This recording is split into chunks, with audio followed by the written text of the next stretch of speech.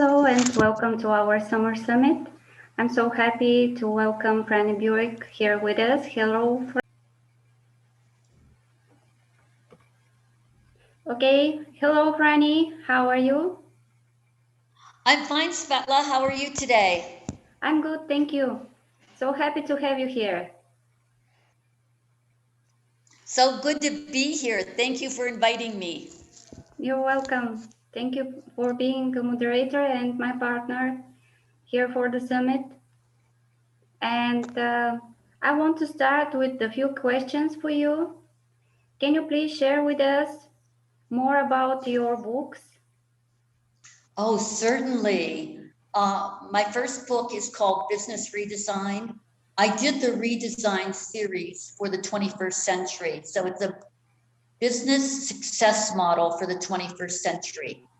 In it, you're breaking through your fears, you're uncovering why your company may have plateaued and what you need to do to basically do some strategic repositioning of your company to basically move forward in the 21st century. And with COVID, we did a lot of that, but some companies did it well and a lot of companies failed.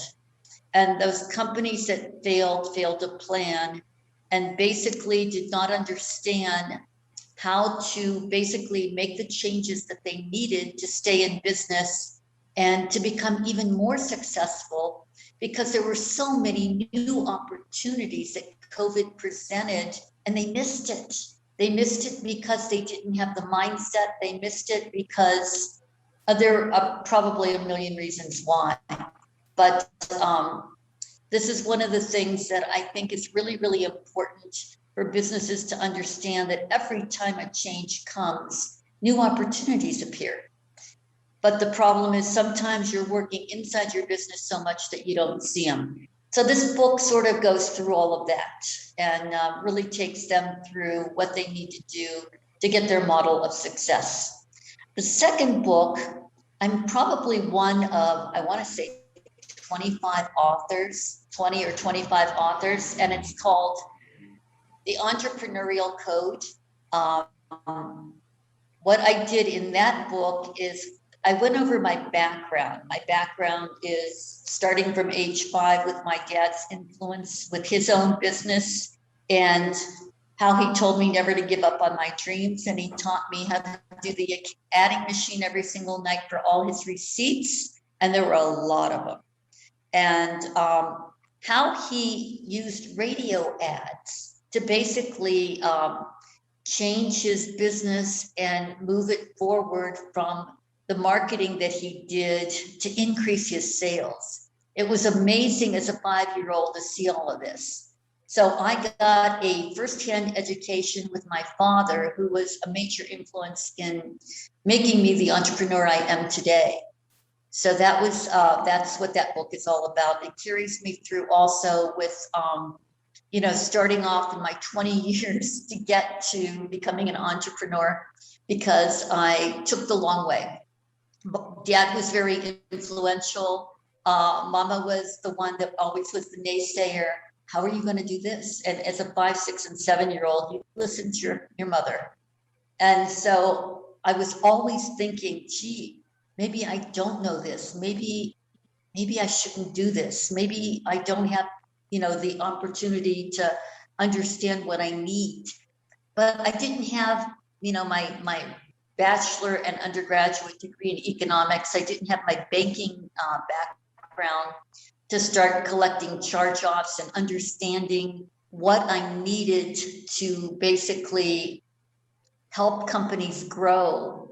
They had locked-in lines of credit. They needed long-term financing.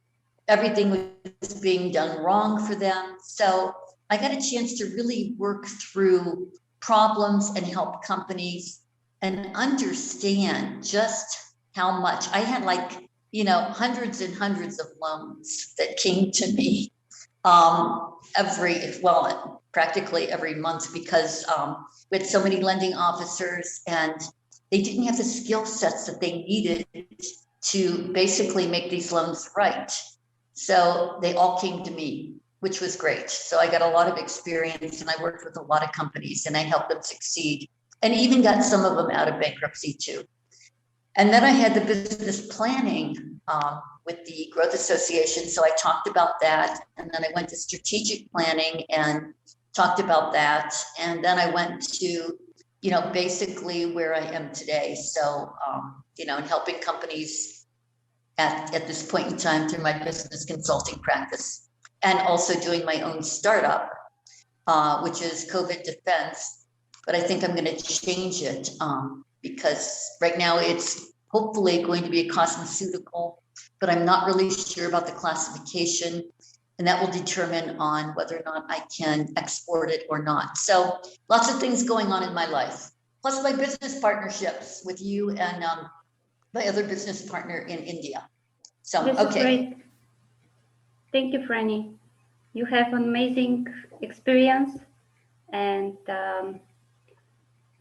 my next question is, have you ever had a dream? Yes, my dream was always to grow up and be like my dad. That was my dream from the time I was a 5-year-old. And I never gave up on that dream because the words he always told me when I was 5 and I was doing things for him is he said, never give up on your dream. And so that was something that, it stuck with me. It stuck with me. Those are the words that basically motivate me today. It just motivates me from my soul. It makes me so happy because it reminds me of my dad, who has long since passed, but it keeps him close in my heart and in my mind. And that's why I think I'm a successful entrepreneur, because he's with me every day and I feel like he's guiding me. So This is great. Thank you. And what is the success for you? Success, my definition of success, one word, happiness. If you make success a really long paragraph that's hard to repeat or remember, what good is it? If you've got one word that defines what success is for you and you're happy every day, I'm successful. That is like, don't defeat yourself with complicated definitions of success. Use one word and make sure that that word is in your mind every single day. I'm so happy to get up in the morning. I don't feel like I'm working. I feel like I'm basically just enjoying my life and doing what I love. So I never want to give it up because I'm happy. And I think that's my definition of success. Everybody's going to be different, but if you keep your success definition simple, then you're going to be happy all the time. And if you're doing what you love, I mean, that's the most important thing, is do what you love, whatever that is. It doesn't make any difference. If it's sports, if it's investing, if it's starting a company, if it's, whatever it is, working for a company that you really do love, whatever your passion is, just do it. Great, awesome. Thank you.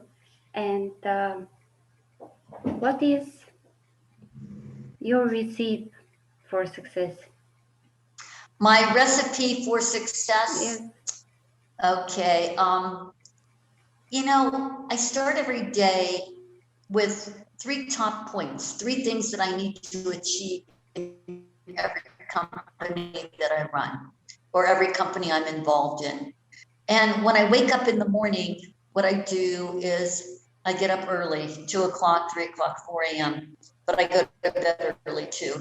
And I think one of the things I do is I meditate for 30 minutes every single day. I just sit there and I listen to some meditation music that really helps me a lot, usually for 30 minutes. Sometimes it's an hour.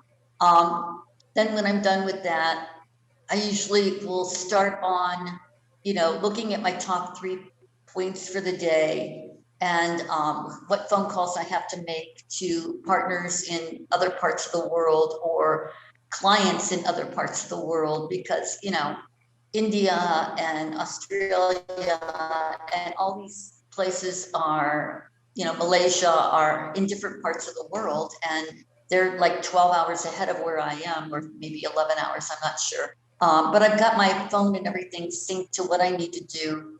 And I take care of all of those things first on my agenda. And then I will start with my points and try to get things done.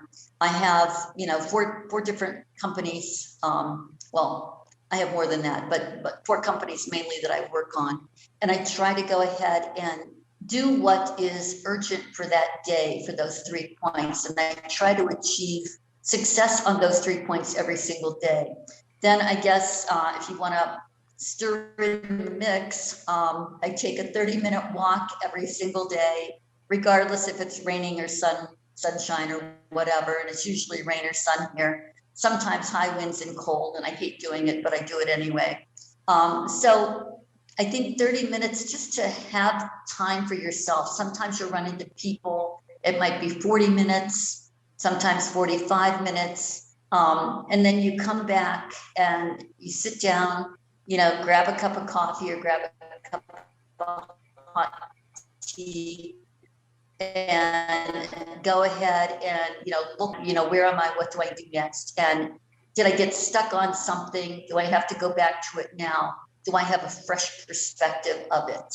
So whatever it is, whatever my challenges are, or what I will call them opportunities, I come back with a fresh perspective of what I need. And I always come off the board and do things that are sort of, I hate to say out of the box thinking, but I do a lot of out of the box thinking to try to help my clients in every way I can and offer value, because you need to really give them the value that they need to succeed. And then after that, and I achieve my day and my goals, I might just sit down with a nice meal and relax. Of course, I have breakfast in between somewhere, wherever I can fit it in. And I check my emails at the end of the day. Sometimes I don't, sometimes I do. I have a lot of emails and I don't like going through them. So sometimes once a week, which isn't good, but my clients will call me or WhatsApp me or do something like that. So I don't have to worry about the emails that I get unless, you know, they say they're going to email me and there's only one business address that they'll use. The rest of them is all sort of like junk emails, so I don't even bother. The other thing is at nighttime, when I'm winding down, after, you know, everything's said and done, I sort of put my little strategy together for the next day. If I've got my top 3 listed, I can think of 3 more things I need to do, I'll do it. Otherwise, I sit down and I write in my gratitude journal. I write, what am I grateful for today? And I try to put 3 things there too every day. Sometimes I write really long, you know, 3 pages. Sometimes I write just 3 lines, 3 points of what I accomplished or what I feel happy about and what I feel success is for my day and my gratitude for the day. So having that gratitude journal really, really, really helps me. So then, you know, I'm sleeping and I have no problem falling asleep early and getting up early. So that's sort of my routine and my recipe that I use on a daily basis to just basically achieve what I want to achieve. Great, thank you. Franny, can you tell me, how did you break the fear? How did I break through my fear? Well, my fear lasted for 20 years. I didn't realize, it's funny when you're a child and your father's saying, you can do this, and never give up on your dream. And then your mother's saying, but how? I don't understand. Where are you going to find your customers? Who's going to come to you? We don't do things like that here. You know, I don't know where you would find a company like that. You know, so, you know, you have these limiting beliefs and, you know, these doubts and insecurities that are created by maybe a parent, maybe a teacher, maybe a classmate, maybe a brother or sister, maybe a friend. You don't even know where they come from. And all of a sudden, you know, you're an adult and here you are trying to start a company and then stopping and wondering, wait a minute, I have the background for this. Why am I not succeeding? I've got the plan, and then you fail to execute. And without executing your plan because of fear, and you don't know why you have this fear, it took me a while to really break through that fear. I took some therapy, and then I started getting into these coaching programs and studying to become a coach because I thought, gee, I need a life plan. I have everything else I need, but I need to figure out what my life plan is to break through my fears. And there's some techniques I can show you on how to break through fears and, you know, what fear really means. And fear is an acronym, and you can give it any meaning you want. Fun, fulfillment, whatever, energy, excitement, you know, just everything and anything that's good, you know, to give you the results and the returns and the ROIs that you want in your life and in your business. So fear can be an acronym, and just give it some fun words for the F's, the A's, E's, A's, and R's. Just make it fun and it won't be fear. So that's one of the things that I worked on. It took a long time, but here I am. So like my dad said, at age 5, never give up on your dream. And I will never give up. Great. So he's here every single day with me. And even though he's long since passed, his inspiration, his guidance, you know, everything that I'm doing is sort of for him. This is great. Thank you, Fanny. You're welcome. Can you share with me and with the other attendees, how many companies did you help? How many companies did I help? I helped over 17,000 companies. I've had a career for 30 years, so it's a long career. When I started out, I was in banking, and I had about 3,000 loans that I had to work through, and just took a couple of weeks to get those through. And then I had another 1,000 come at me. So it was like nonstop with the lending staff at the bank I was at, because they were lending to small businesses. And I finally got involved with the Growth Association. It was a chamber of commerce in my area. And I developed a business planning course because I said, they don't have one. They need one desperately. They're coming to the bank unprepared. The lending officers are making loans without having the plans and all the answers that they need for the loan committee. The loan committee is, you know, if they like you, you've got a yes. If they don't like you, you've got the no, and you've got to go back and figure out what you need to do. But they were making loans like wild people. It's almost like cowboys in the wild, wild west. But they made a lot of mistakes. They didn't ask the right questions. They didn't understand the industry. They didn't understand the risk. And I had my undergraduate in economics and my master's degree in economics. So I understood leading and lagging indicators, vertical and horizontal integration. I understood a lot of business things that you needed to know before you would make a loan to any industry or any individual. And they weren't asking the right questions. So the training was desperately lacking on our loan officers, but I didn't worry about that. I just, you know, did my thing and got through it, and basically trained so many companies, a lot of startups. I would do probably like, we'd have classes every 6 weeks for a couple hours every day. And I would have it with an accounting person like you. But you're more than accounting, you're actually, you know, total business person. But I would get one of the big 8 accounting firms or whatever they were at the time. And we would do classes for 200 or 300 startups at a time. And so, you did that every 6 weeks, and you'd start the other class and the other class and the other class. And I did that for 10 years. So I had a lot of one-on-ones and a lot of group sessions with the entrepreneurs and helping them start up from an idea to actually launching it. And I saw where the weaknesses were. I could spot it right away after I talked with them. So this was really, really good experience for me. And I also got involved in the business planning courses and strategic planning. Strategic planning was on a Saturday, and it was basically something that I got involved in and did a lot of. So with all of that, I took second and third generation companies to basically, I took those companies to, trying to sell them and trying to get their marketing together, get rid of losing divisions, and strategically positioning them for a sale to foreign investors. So that is what I did. Great.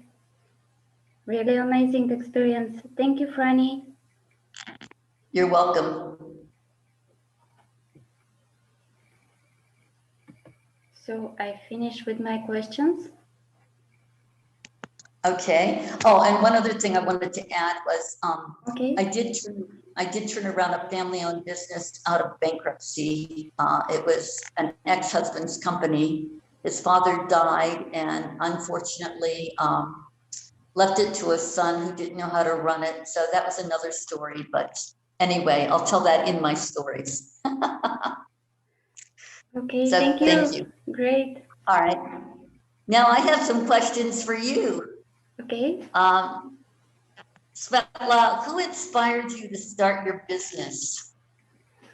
Well, I had a dream since I was 14 years old to have a business and help people with my activities. At that time, I didn't know exactly what I want to do or how I will do it, but I just knew that I want to help the people with my experience and have the freedom to take my own decisions, implement my own vision, and of course, be responsible for them.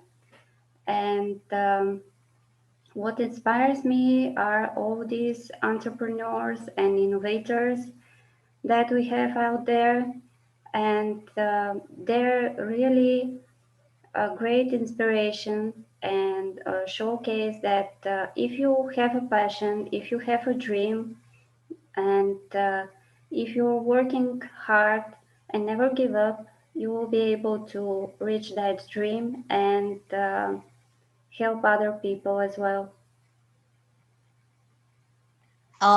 That's beautiful. What other lessons have you learned from running your own business?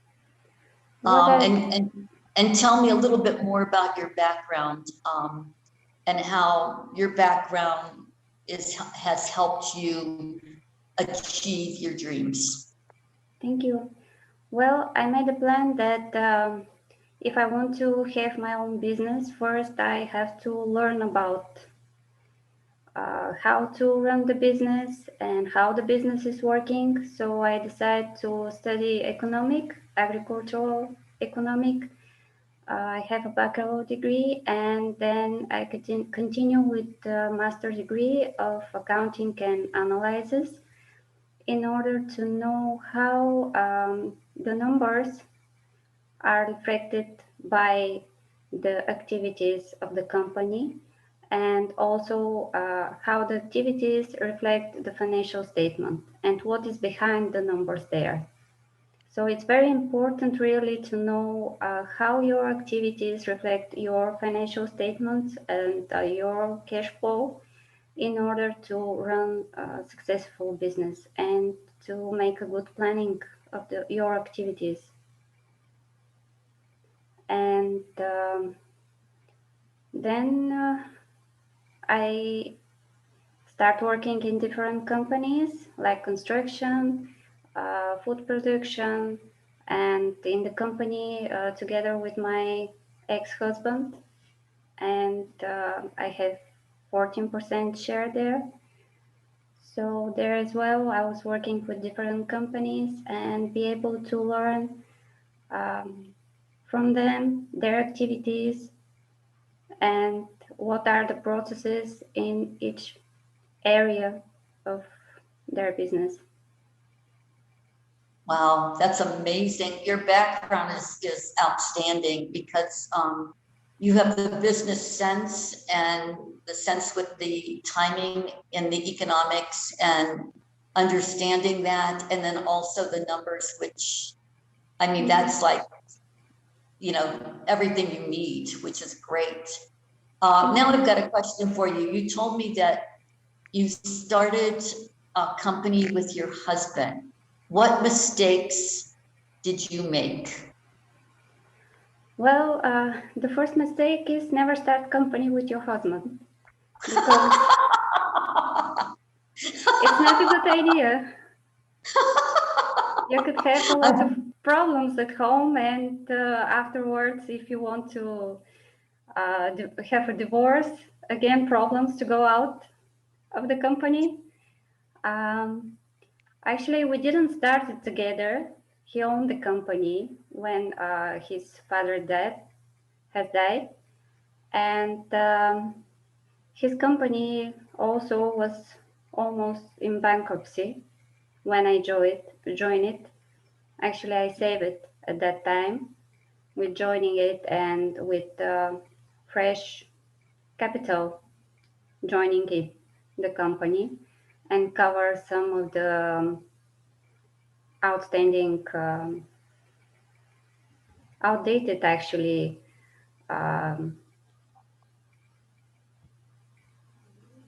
expenses and payments. And really, when you start a company, you need to have a vision and a good plan. And if you have partners in the company, make sure that you have the same vision or a common vision and meaning of the business, because this is very important when you have to work with partners.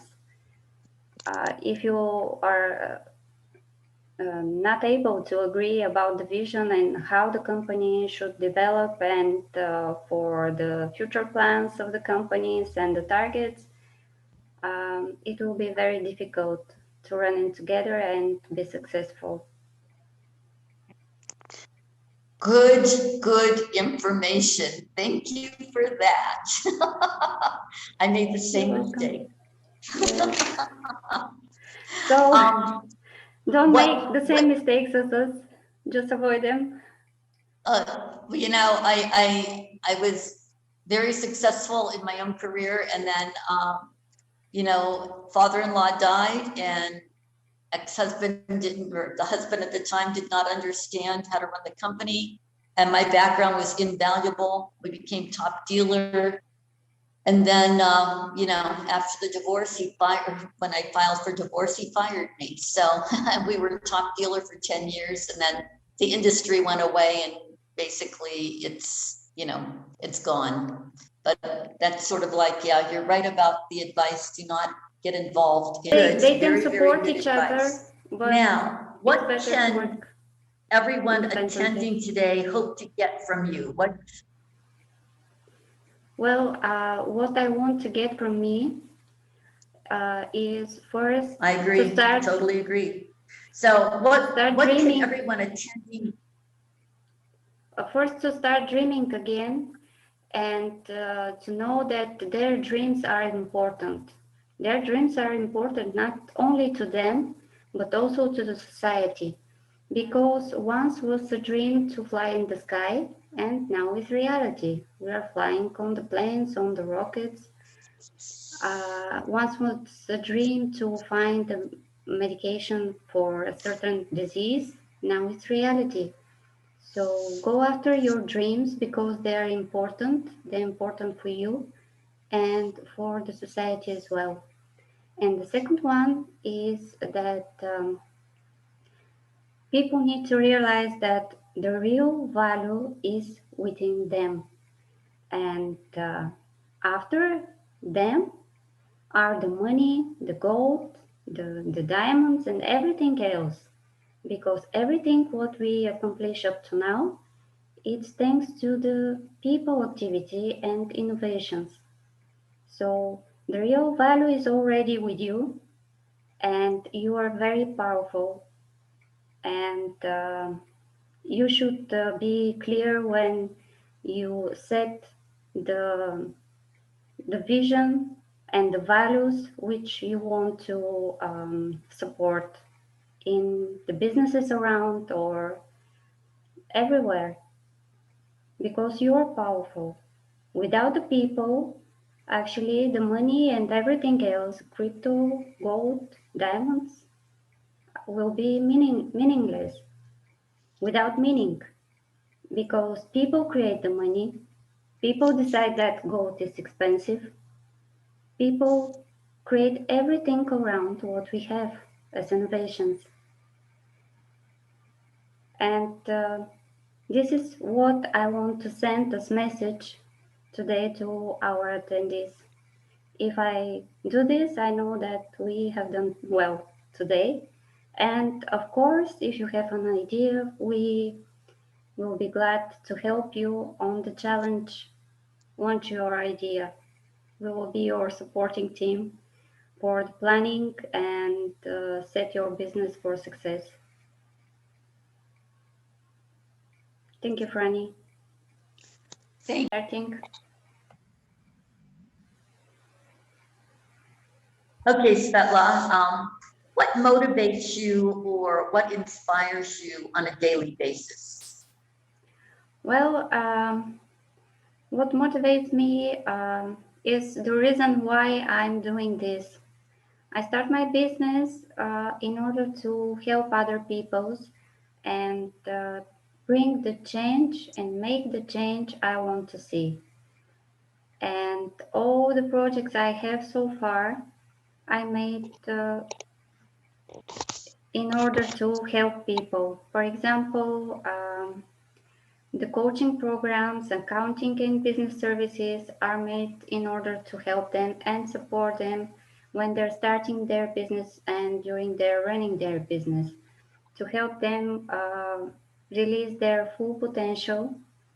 And also the other projects I have are also related to this.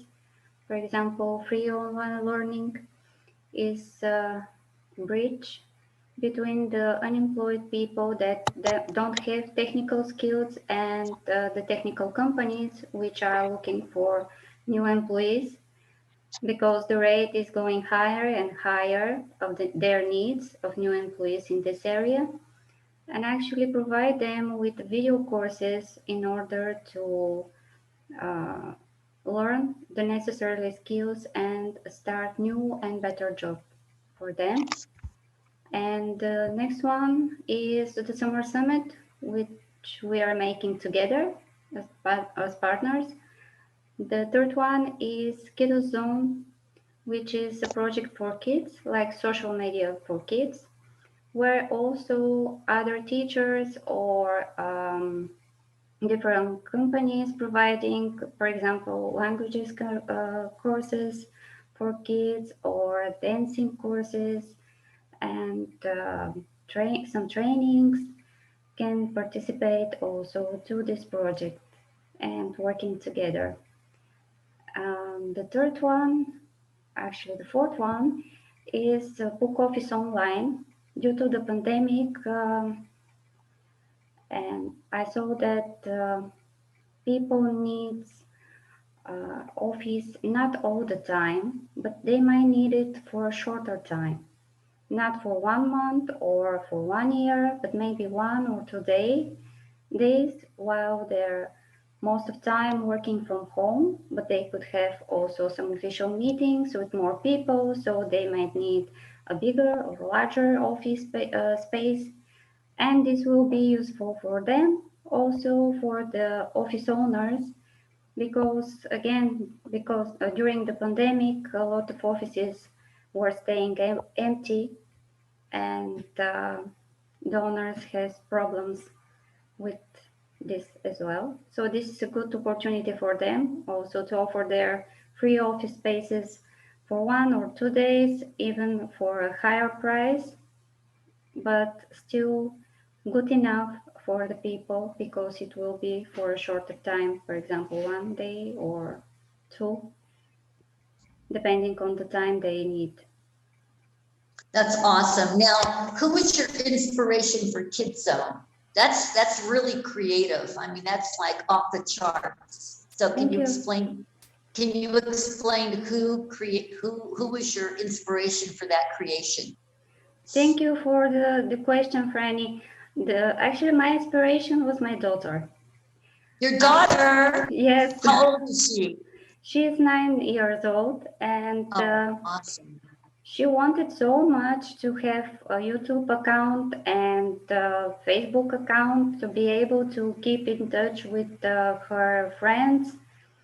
But I told her that she is very small and she needs to have 14 years in order to participate and use these platforms. And maybe after the 10th request from her, I said, okay, I will make one for you and for your friends to be able to keep in touch and have conversation, exchange videos and pictures, and stay together during the pandemic, because for the kids it was really hard time to stay alone at home. That was brilliant. Brilliant. Thank you. That was absolutely, you created the safe place for children her age to be secure, to go online in a kid zone that was totally safe and controlled basically by you, which is good. I love this. I love the whole concept. I love the whole idea. And I love that she was your inspiration. That is so special. Thank you. Thank you, Svetla. Yes. I'm so very happy that we had a chance to talk and get to know more about your background and your creative skills and what you're doing to give back and also, move people forward. I love it. I absolutely love it. Thank you. You're an inspiration. Thank you, Franny. It's a pleasure to be a partner with you on all of these things. So thank you very much. You're welcome. It's a pleasure for me as well. You have an amazing experience and you are a great partner. Thank you so much. Thank you. I appreciate it too. That's why we work together so well. Yes. I think the mutual respect and understanding and that goes a long, long way in understanding and respecting people from other cultures, other parts of the world, and what their expertise is. So thank you again. I really feel honored to be in a partnership with you. Thank you, Franny. I appreciate it. For me as well. It's a pleasure. So great. I think that covers all the questions I had for you then. Thank you, and stay with us for the second part, which is very interesting, and Franny will show you from her experience the successful case